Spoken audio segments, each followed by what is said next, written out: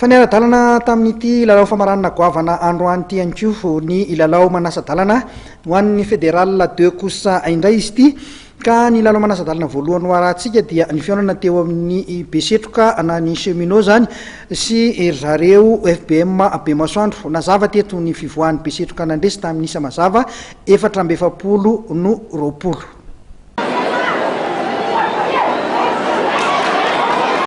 Tafita hiatrika ny lalao famarana ny ekipan'ny cheminot sy ny mangara avy tsy manjakaray eo amin'ny fidinan'ny tompon-daka ho an'ny fédéral 2.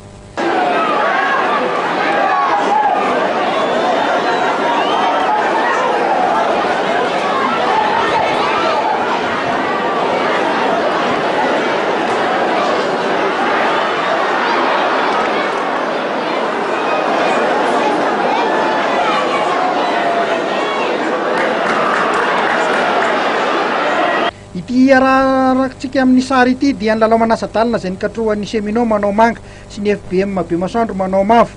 Resin'ny Besetroka tamin'ny isa mazava 420 teto ny Bemasoandro.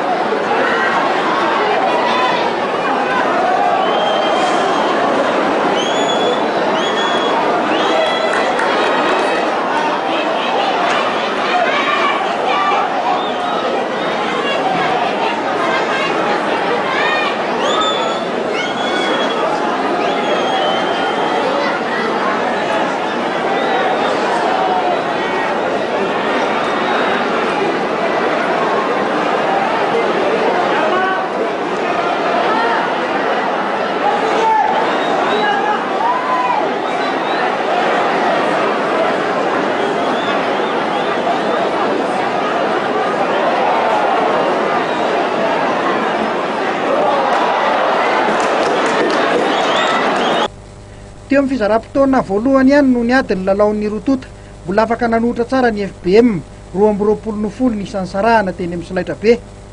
Teo amin'ny fidirana faharoa dia nampiseho ny tanjany sy ny traikefa ny Solobe sy Romamikely mpilalao an'ny cheminot ka nanatitra ese maromaro izay ny tokon'izy ireo 420 ka nitondra azy ho any amin'ny dingan'ny famaranana amin'ny fidinan'ny tompon-daka ho an'ny fédéral 2 ity.